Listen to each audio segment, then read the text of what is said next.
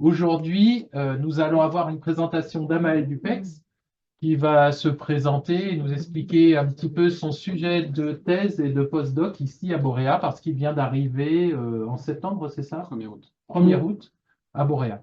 Voilà. Merci beaucoup, Amael, d'avoir accepté. Et donc, je te laisse la parole. Ben, merci.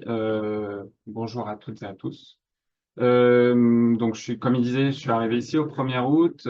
J'ai fait avant ça une thèse en halieutique, écologie marine. Je travaille beaucoup sur la gestion des pêches. Je suis dans l'équipe qui bosse sur les pêcheries australes au sein de l'équipe Biopac et bientôt Aquatrend. Et aujourd'hui, je vais vous faire une présentation un peu sur comment utiliser la modélisation et le traitement de données statistiques pour informer les gestionnaires et participer à la gestion des pêches. Euh, Fauteuil. alors rapidement, la pêche à l'échelle globale, c'est une activité dont à peu près 600 millions de personnes dépendent, que ce soit les pêcheurs directement ou les gens du secteur secondaire. La pêche marine, ça représente à peu près 80 millions de tonnes de capture par an. Donc, c'est une pression assez importante sur les écosystèmes et selon les critères de la FAO, on estime qu'il y a à peu près 38% des stocks de poissons exploités qui sont surpêchés, avec une tendance que vous avez en orange ici au milieu, donc une tendance à la hausse assez forte depuis les années 80 de cette surexploitation. Et donc, ça représente, si on s'intéresse cette fois-ci d'un point de vue poids sur les captures, 23% des captures débarquées qui viennent de stocks surpêchés. Donc, du coup, ça met en évidence qu'il y a un clair besoin de gestion et de participation à la gestion des scientifiques également. Et l'idée aujourd'hui, c'est un peu de discuter où est-ce qu'on peut s'insérer et quel rôle on peut avoir. Et donc, le premier rôle qui va être vraiment plus d'appui direct au gestionnaire, qui va être le rendu d'avis scientifique, on peut le considérer dans un cadre qui est le cadre des évaluations des évaluations de stratégie de gestion, pardon, une traduction un peu MSE en anglais. C'est un cadre qui a tendance à se diffuser de plus en plus, à être utilisé pour de plus en plus de pêcheries, qui est un cadre assez complexe.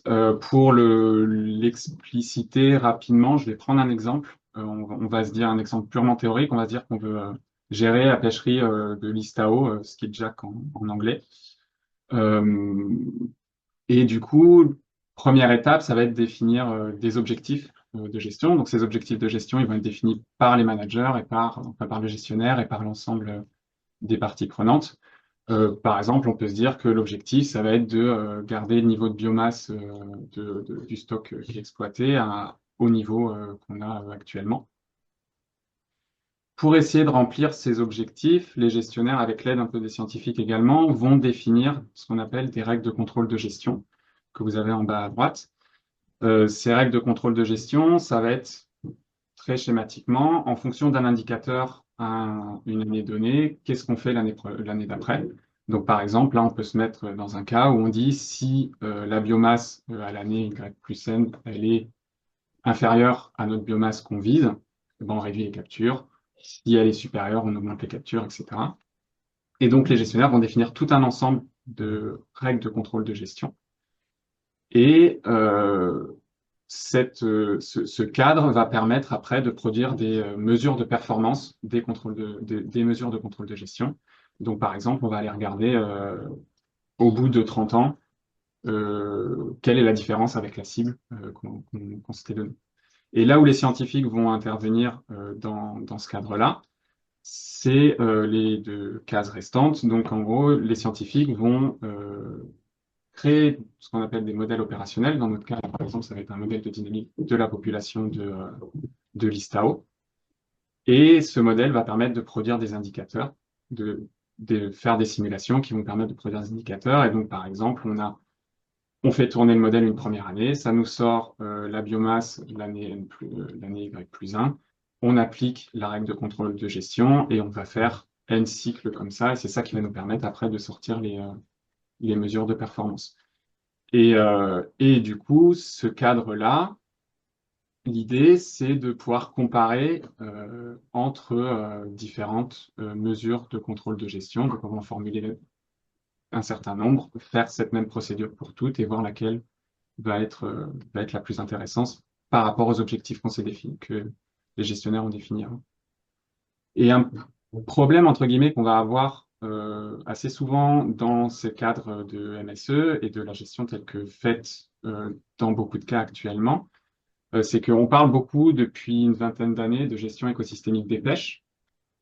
Cette gestion écosystémique des pêches, en fait, elle suppose, ce qu'elle nous dit, c'est que historiquement, la gestion conventionnelle, elle va s'intéresser à l'impact de la pêche sur l'espèce cible, sur son potentiel reproducteur, sur sa mortalité par pêche. Mais l'idée de la gestion écosystémique des pêches, c'est d'essayer d'agrandir le cadre et d'aller regarder l'impact d'autres phénomènes, donc par exemple du climat, d'autres activités humaines, euh, sur l'espèce cible, mais également sur les autres espèces et sur l'ensemble de l'écosystème.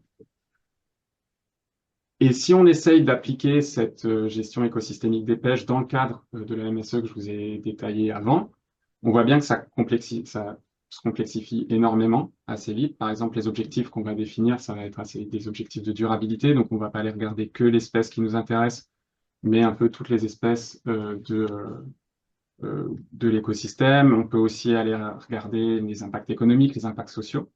Et du coup, derrière, quand on formalise les modèles, on se retrouve avec des modèles encore plus complexes également. Il va falloir modéliser l'ensemble de l'écosystème, modéliser la pêcherie, des indicateurs qui vont être très nombreux, de diversité biologique, de revenus économiques, etc. Et du coup, au moment de la définition de ces règles de contrôle de gestion, par exemple, on va se retrouver à devoir intégrer des indicateurs qui vont potentiellement nous donner des signaux différents. Et donc, ça complexifie énormément. C'est fait un petit peu. J'ai vu un exemple, par exemple, euh, en Australie de développement de MSE selon une approche écosystémique des pêches. Mais c'est vraiment très complexe à mettre en place. Et du coup, ça fait que, en gros, on va avoir un peu deux manières d'informer les gestionnaires et d'informer la gestion des pêches, qui va être donc dans un premier temps soit se mettre dans ce cadre que je vous ai présenté ou en appui direct au gestionnaire, soit d'aller regarder plutôt des impacts, d'autres impacts sur les écosystèmes que les pêcheries peuvent avoir. Et moi, ma présentation, ça va être plus sur cette deuxième partie-là. Les exemples que j'ai choisis, ça va vraiment plus être sur cette deuxième partie.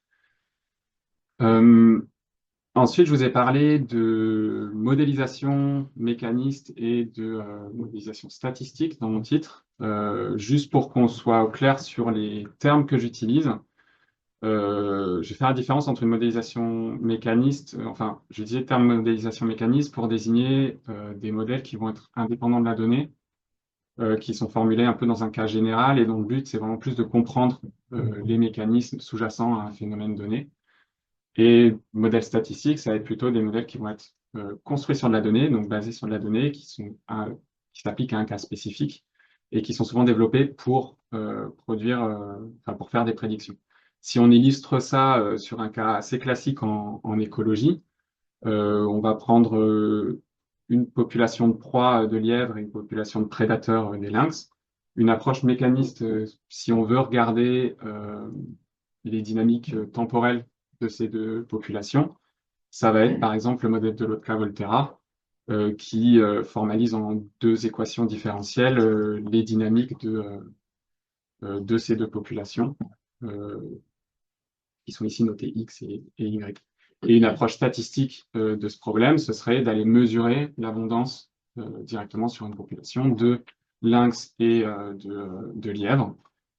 Et ensuite, une fois qu'on a cette série temporelle que je montre là d'abondance, l'idée, c'est du coup d'aller utiliser des approches statistiques pour ensuite potentiellement aller prédire comment pourrait évoluer ces abondances dans le futur.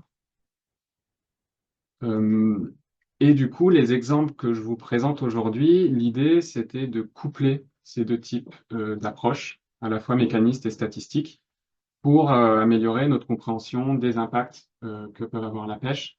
J'ai pris deux exemples. Les deux premiers sont tirés de ma thèse, où je vais vous parler de thons tropicaux et de comportement de thons et de conditions physiologiques des thons. Le troisième d'un postdoc que j'ai fait avant d'arriver ici, qui est sur plus l'impact potentiel de mesures de gestion et essayer de prédire les impacts de mesures de gestion. Et où là, ce sera une partie plus économie.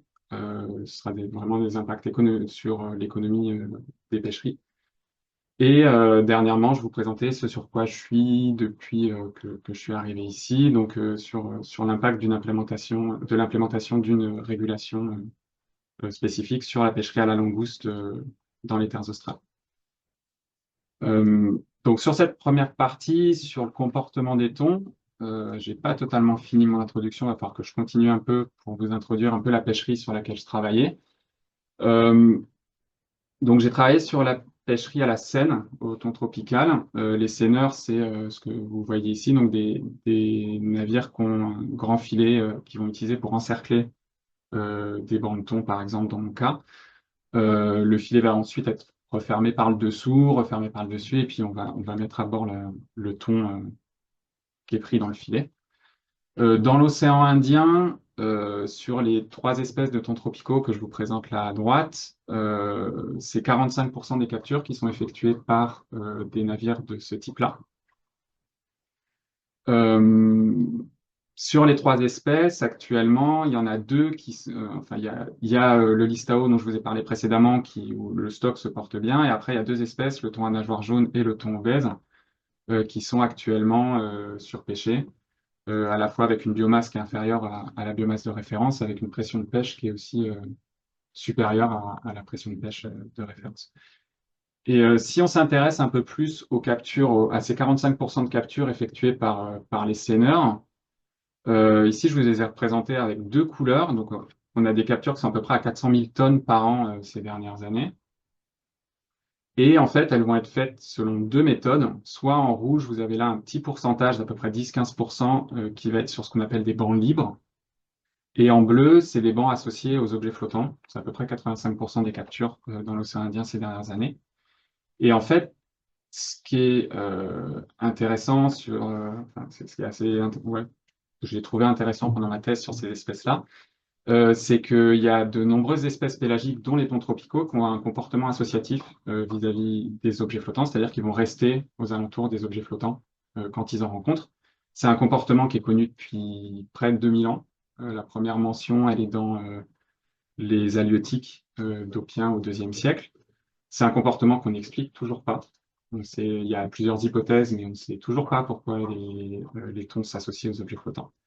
Et donc, historiquement, ces objets flottants, c'était des objets flottants naturels, qui étaient une composante naturelle de l'habitat des thons, et qui étaient principalement des morceaux d'arbres, comme je vous ai illustré ici. Et les pêcheurs, pour tirer parti de son comportement des thons, se sont mis à déployer ce qu'on appelle des dispositifs de concentration de poissons, FAD en anglais. Et donc, ils vont être des objets flottants déployés dans le but de faciliter la recherche et la capture d'espèces pélagiques, et dans mon cas, des thons. Ils sont soit ancrés au large des côtes, soit dérivants. Là, je vous ai donné des exemples de dérivants. Moi, j'ai travaillé principalement sur les DCP dérivants. Et ces DCP dérivants, utilisés par les seineurs industriels, ils sont déployés de manière massive depuis les années 2000, avec une dernière estimation qui a déjà 10 ans, d'à peu près 100 000 objets déployés chaque année sur l'ensemble du globe. Et un autre point qui est important et sur lequel je reviendrai plus tard, c'est que ces objets flottants que les pêcheurs laissent à la dérive, ils sont équipés de bouées éco-sondeurs, qui sont des petites bouées qui vont permettre aux pêcheurs de recevoir à la fois une information, enfin, par satellite de position de l'objet, mais également une estimation de la présence ou de l'absence de thon en dessous grâce à l'éco-sondeur qui est intégré à la bouée. Comme je disais, il y a un déploiement massif. Je ne vais pas détailler ce schéma qui fait peur, mais il y a de très nombreux impacts écologiques des DCP sur les écosystèmes. On peut classifier, alors dans mon cas, je m'intéressais aux thons, donc d'un côté ceux qui vont s'appliquer sur les thons, de l'autre côté ceux qui vont s'appliquer sur d'autres parts de l'écosystème que les thons. Et moi, ce que je vais vous présenter aujourd'hui, je me suis intéressé à cette partie qui est plutôt en gauche, qui est à droite, en jaune, qui est l'impact des DCP sur l'habitat des espèces et du coup l'impact de cette modification de l'habitat, donc du nombre et de la densité d'objets flottants sur le comportement et également ce qu'on a appelé les paramètres d'histoire de vie, donc les paramètres biologiques qui sont liés à la fitness individuelle, notamment la condition physiologique. Ce que je vous présenterai aujourd'hui sera sur la condition physiologique. Et du coup, la première partie que je vais vous présenter, c'était essayer de déterminer l'impact de l'augmentation de la densité en objets flottants provoquée par les DCP sur le comportement associatif des thons. Et je vais avoir, pour présenter cette partie, je vais avoir besoin de définir quelques termes. On a des mesures de comportement qu'on utilise dans ce cadre, qu'on va appeler donc temps de résidence continue et temps d'absence continue, CRT, CAT. En gros, quand on va marquer un ton avec une marque hypothétique passive, donc il va y avoir un émetteur associé au ton, et on va disposer des récepteurs à différents endroits, donc dans notre cas sur des DCP. Grâce à ce marquage-là, on va savoir quand le ton est à proximité du DCP ou pas. Et du coup, on va avoir des séries temporelles de temps de résidence, donc temps où le ton est associé, et temps d'absence, des durées où le ton n'est pas associé à un objet flottant. Et à partir de ces deux grandeurs, on peut en définir une troisième qui va être la proportion de temps qu'un ton va passer associé à un objet flottant. Et cette proportion de temps, je vous ai montré qu'il y a à peu près 85% de la pêche qui était faite sous objet flottant. C'est assez évident que si on augmente cette proportion de temps que les thons passent associés, on va augmenter la disponibilité des thons pour les pêcheurs et donc potentiellement augmenter derrière leur mortalité par pêche, ou en tout cas leur capturabilité. Et donc l'idée, c'était d'aller quantifier l'impact de la densité de DCP sur cette grandeur, cette proportion de temps que les thons passent associés.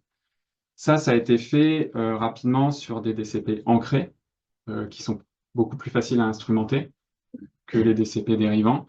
Il y a une étude faite par une thésarde qui était dans mon labo, qui était dans ce labo-là avant moi, qui a montré que quand on augmente la densité de DCP, donc en comparant différents réseaux de DCP ancrés, quand on augmente la densité de DCP, à l'arrivée, on va augmenter la proportion de temps que les thons vont passer associés.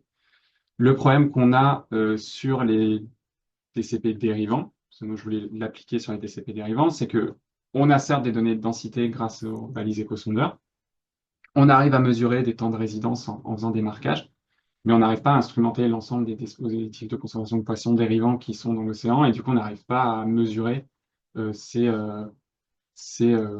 temps entre deux associations. Et du coup, on n'arrive pas à quantifier ce pourcentage de temps que les thons passent associés. Donc, on est passé par une approche de modélisation mécaniste, où on a développé un modèle individu centré, basé sur une marche aléatoire corrélée. Donc, schématiquement, on va avoir nos thons qui vont, on simule le déplacement d'un thon qui va se déplacer de manière plus ou moins aléatoire, et quand il va arriver dans un certain rayon d'un DCP, va aller s'associer avec ce DCP, puis repartir et se déplacer. Ce modèle, on l'a validé, calibré sur des données acoustiques passives sur les DCP ancrés, donc de l'étude précédente dont je viens de vous parler, et on l'a utilisé ensuite pour simuler les valeurs de temps entre deux associations pour différentes densités de DCP. Et donc, ça a permis d'obtenir cette relation-là, qui est donc le temps moyen que les thons vont passer entre deux associations en fonction de la densité de DCP dans la zone. Et une fois qu'on avait cette relation-là, l'idée, c'était d'aller l'appliquer et de l'utiliser pour faire des prédictions dans l'océan Indien. Donc pour ça, on s'est basé sur deux jeux de données. Des données qui viennent de la CTOI, qui est l'organisation régionale des pêches qui gère la pêche thonière dans l'océan Indien, qui sont des données de position de balises échosondeurs et qui nous donnent un proxy de la densité en DCP dans l'océan Indien. Et après, on a également utilisé des données d'observateurs embarqués à bord des thoniers seineurs français, et ces données d'observateurs qui notent les objets flottants rencontrés. Elles nous ont permis de déduire un ratio entre le nombre de DCP et le nombre de ce que j'ai noté log, qui sont tous les objets flottants autres que les DCP. Et à partir du coup de ces deux jeux de données, on a pu déterminer des densités, deux types de densités différentes. En bleu, la densité sans les DCP, donc une densité d'un habitat qui n'aurait pas été modifié par l'ajout, par cette pratique de pêche. Et en rouge, l'ensemble des objets flottants, donc DCP plus objets, donc habitat modifié et impacté par la pêche. Et du coup, une fois qu'on avait cette densité, enfin ces deux densités et notre relation que je vous ai présentée juste avant, on a pu aller prédire les temps d'absence continue, donc le temps moyen entre deux associations dans l'océan Indien. Et puis, je vous disais qu'on a réussi à mesurer des temps de résidence également, enfin des temps d'association dans l'océan Indien. Donc, à partir des valeurs mesurées, on a pu prédire le pourcentage de temps que les thons passaient associés. Et ces prédictions, on a pu les faire pour l'habitat modifié et l'habitat non modifié. Et le résultat principal qu'on a obtenu, c'est qu'on a pu quantifier l'impact des DCP sur le comportement associatif de cette espèce de thon et montrer que, à cause du déploiement de DCP, le pourcentage de temps que les thons passent associés a été multiplié par plus de 3 dans l'océan Indien, donc en passant d'une moyenne de 20% en bleu ici à une moyenne de presque 70% en rouge. Donc ça va avoir un impact assez direct sur la disponibilité des thons pour les pêcheurs. Et ça peut également avoir un impact derrière sur un impact qui serait plus indirect sur les paramètres d'histoire de vie de cette espèce. Et c'est cette partie-là qui m'intéresse un peu plus dans la deuxième partie que je vais vous présenter, qui est plus sur la condition physiologique des thons. Et donc, du coup, pour reprendre le schéma précédent, l'idée, c'était de regarder ici l'impact des DCP sur la condition physiologique des thons, et plus précisément, le lien entre le comportement associatif des thons et leurs conditions physiologiques. Parce que un élément qu'on sait plus ou moins, en tout cas, il y a beaucoup d'études scientifiques qui vont dans le même sens sur ce point-là, c'est que les thons, quand ils sont associés à des objets flottants, ils ont tendance à être en moins bonnes conditions physiologiques que les thons quand ils sont en banc libre. Et donc, historiquement, ça a beaucoup été interprété en disant, bah, il y a des chances que l'association aux objets flottants provoque une baisse de la condition physiologique des thons, soit parce qu'ils se nourrissent pas, soit parce que, enfin, il y a plusieurs hypothèses qui pourraient expliquer ça, mais donc c'est cette première hypothèse. Mais après, c'est un peu l'histoire de la poule et de l'œuf, c'est-à-dire qu'on a une relation entre l'association et la condition, et en fait, potentiellement, c'est l'inverse. Ça peut être le comportement associatif des thons qui est favorisé quand ils sont en mauvaise condition. Donc, soit en gros, on a cette hypothèse 1 qui est l'association qui induit la mauvaise condition, soit on a cette hypothèse 2 qui est la mauvaise condition du thon va induire un comportement associatif. Et l'idée, c'était d'aller tester et essayer de voir dans quel cas on est en réalité. Et pour ça, on a à nouveau développé un modèle plus simple que le précédent, qui est un modèle où on considère que les thons vont être dans 4 états possibles. Soit ils sont à gauche non associés, enfin en banc libre, soit ils sont associés à un objet flottant à droite, soit ils sont en mauvaise condition en bas, avec les petites piles rouges, soit ils sont en bonne condition en haut. Et après, on va avoir des probabilités de passer d'un état à l'autre qui sont représentés là. Et un point important à noter, c'est qu'on considère que la probabilité d'association, donc c'est les flèches bleues, va être directement proportionnelle au nombre de dispositifs de concentration de poissons, au nombre d'objets flottants qui sont dans la zone. Et du coup, ce modèle général, on l'a adapté pour respecter chacune de nos hypothèses. Donc, première hypothèse, l'association induit une baisse de la condition. Dans ce cas-là, on considère que les dynamiques associatives ne sont pas du tout impactées par la condition du thon, mais que quand le thon est associé, il a tendance à avoir une condition qui baisse plus que quand il est en banc libre. Et puis après, deuxième hypothèse, une condition faible va induire l'association. Donc dans ce cas-là, on n'a pas de modification des dynamiques de changement de la condition physiologique des thons qui soient associés ou non, mais une propension plus forte à s'associer quand ils sont en mauvaise condition. Et donc, comme je disais, c'était un modèle assez simple. On a pu le résoudre analytiquement et déterminer. On voulait répondre avec ces deux modèles que je vous ai présentés, ces deux cas que je vous ai présentés avant, à plusieurs questions. Déjà, on voulait voir si nos modèles y respectaient bien ce qu'on observait dans la littérature, c'est-à-dire que les tons associés ont une condition moyenne plus faible que les tons en banc libre. Et puis, deuxième chose qu'on voulait déterminer, c'était de savoir pour la population associée et la population libre, comment leur condition moyenne va varier quand on augmente ou diminue la densité de DCP. Et donc voilà les résultats. Alors, c'est pour un jeu de paramètres donnés, mais les relations sont vraies quels que soient les jeux de paramètres. Donc vous avez en rouge l'hypothèse 1, donc l'association induit la mauvaise condition, et en bleu, en pointillé, l'hypothèse 2, la mauvaise condition induit l'association. Et à gauche pour la fraction associée de la population, à droite pour la fraction libre, non associée. Et ça, c'est donc la représentation de la condition moyenne en fonction du nombre de BCP. Et donc, première chose qu'on peut remarquer, qui est pas forcément, cette représentation n'est pas forcément la meilleure pour le voir, mais si vous comparez les deux lignes rouges, on peut voir qu'on a bien la fraction associée qui a une condition plus faible que la fraction libre. Et que ça, c'est vrai pour le cas rouge et le cas bleu. Et du coup, derrière, comme je vous disais, ce qu'on voulait aller voir, c'était comment ça varie, comment la condition moyenne de la population varie en fonction de la densité de DCP, donc c'est ce que j'ai représenté avant. Et on a été tester l'hypothèse qu'on avait avec de la donnée récoltée dans l'océan Indien.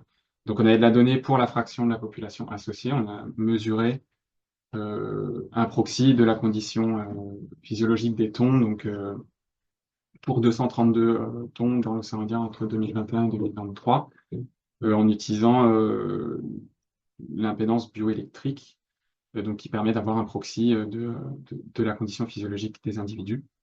Et on a été croiser cette donnée avec la densité des DCP issue de la CTOI et de l'Observatoire Thonier, donc la même donnée que je vous ai présentée dans le chapitre précédent.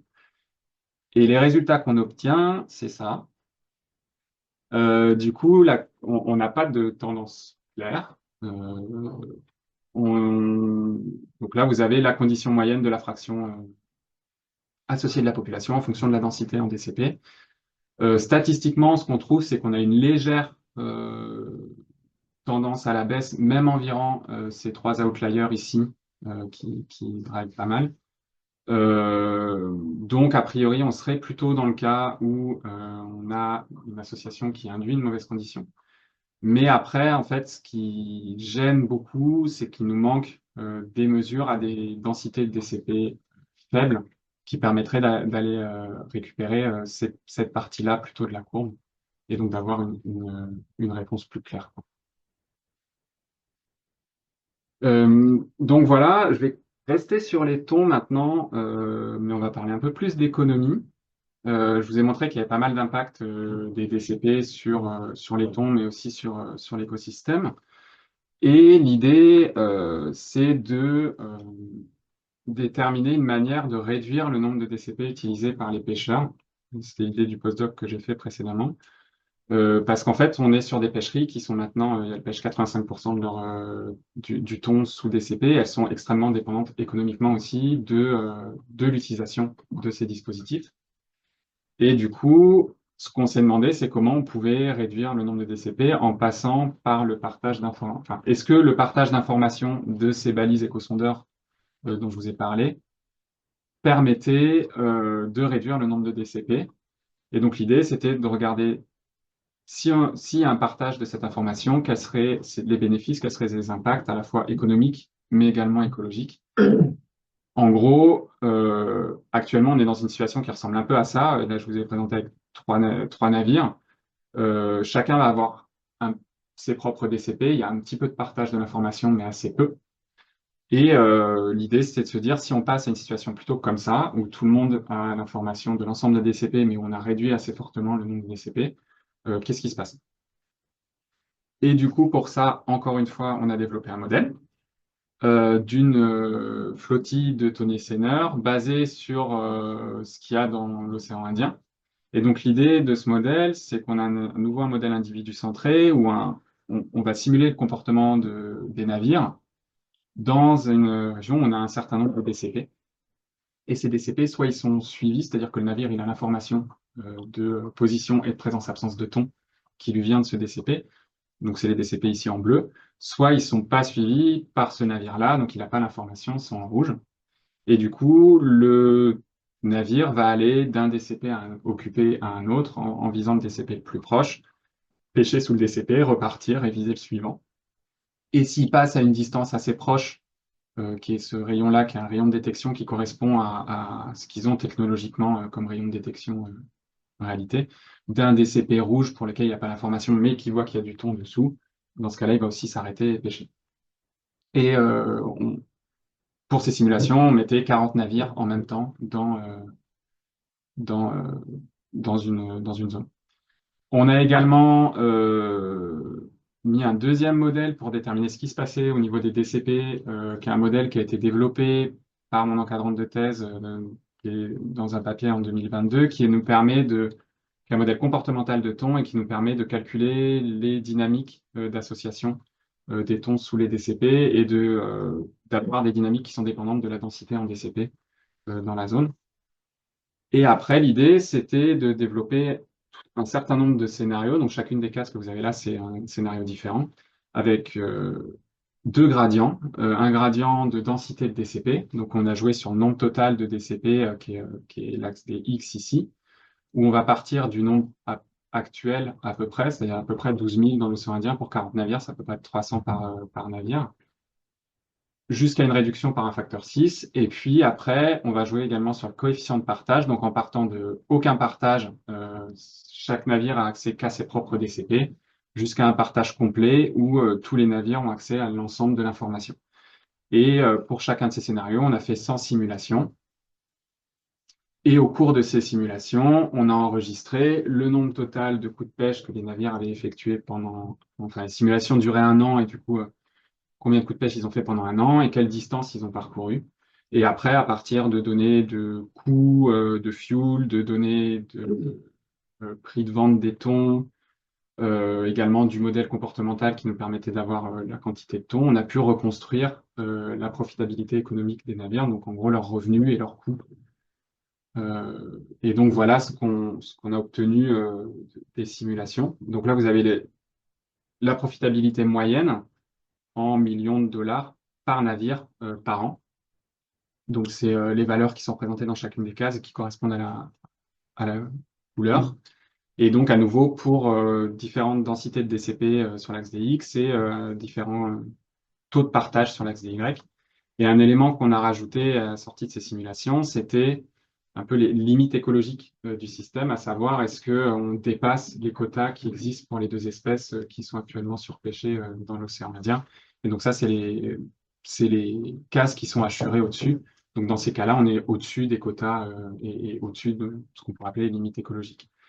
Et ce qu'on voit, si on part de la situation actuelle qui est à peu près ici, comme je vous disais, à peu près 12 000 DCP et assez peu de partage, en fait, dans un premier temps, juste une diminution du nombre de DCP permet d'augmenter la profitabilité des navires, sans même jouer sur le partage. Ce qui montre ce qui va avec d'autres articles qui montraient qu'il y avait une capacité des flottilles vis-à-vis des DCP.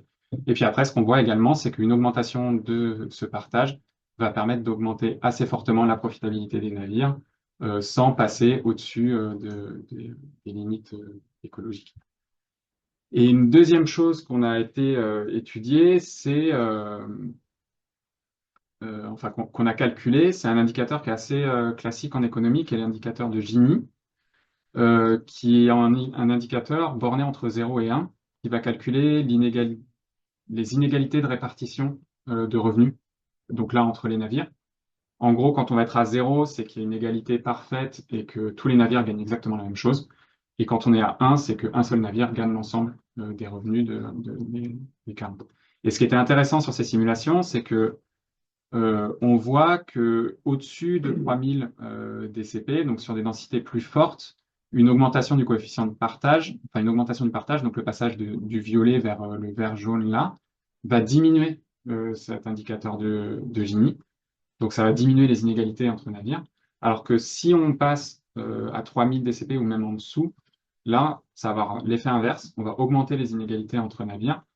Et ça, c'est probablement dû au fait qu'on est en train qu'on a vraiment atteint une limite sur le nombre de DCP disponibles et qu'on augmente la compétition entre navires quand on est vraiment à des nombres plus faibles de DCP. Donc, cette étude, elle nous a permis de montrer que le partage d'informations, dans ce cas-là, pourrait permettre une réduction d'un facteur 4 du nombre de DCP dans l'océan Indien, tout en respectant les quotas existants et en augmentant la profitabilité des navires, avec le risque cependant que s'il y a une diminution trop forte, on augmente la compétition entre navires. Donc voilà. Et puis maintenant, dernier point sur lequel duquel je voulais vous parler, c'est plus en rapport avec ce que je fais maintenant, et je vais vous parler de rejet de langoustes.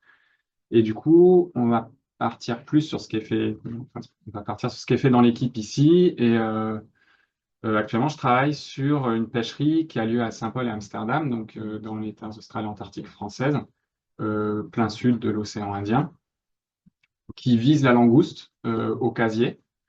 Donc cette espèce-là de langouste, Jasus polensis, et c'est une pêcherie qui existe depuis 1948.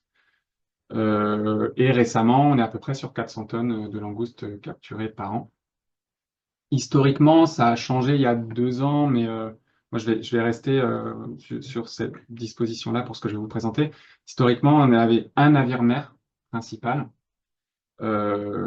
qui avait à bord, enfin, qui mettait à l'eau 4 petites embarcations, donc 6 petites embarcations, 4 canottes et 2 caseyeurs de 6 et 8 mètres respectivement, qui vont pêcher à la demi-journée ou à la journée et ramener les langoustes à bord du navire-mère où elles sont transformées et congelées.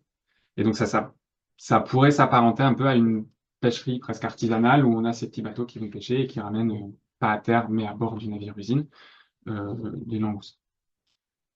Et ce qui m'a intéressé sur cette pêcherie, comme beaucoup de pêcheries, il y a une taille minimale de capture afin d'essayer de réduire l'impact qu'on pourrait avoir sur la population et de ne pas trop capturer d'individus immatures qui ne seraient pas encore reproduits. Tous les individus qui font moins de 5,6 cm, donc mesurés comme vous voyez là, entre le bout de la carapace et la base de l'œil, doivent être remis à l'eau. Et donc, du coup, il y a un tri qui est effectué. Et en fait, comme je vous disais, c'est les petites embarcations qui vont capturer puis ramener à bord du navire. Et en fait, jusqu'à 2014, le tri il était fait à bord du navire mère. Et de ce qui avait pour impact que les langoustes qui étaient rejetées, à la fois, elles avaient passé plusieurs heures hors de l'eau et elles n'étaient pas rejetées sur la même zone sur laquelle on les avait pêchées. Donc on les déplaçait et du coup, probablement un taux de survie très faible. Et depuis 2014-2015, le tri, ça a demandé un certain nombre d'adaptations logistiques, mais le tri est maintenant fait à bord des petites embarcations directement et les individus sous taille sont rejetés directement sur zone.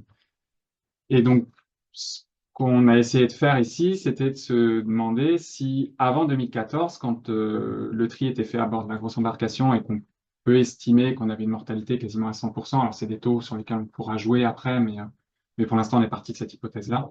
Est-ce qu'on peut réussir à reconstruire les captures réelles, donc pas uniquement ce qui a été débarqué, mais également ce qui a été rejeté, et donc estimer la mortalité réelle et pas uniquement celle qu'on voit au débarquement.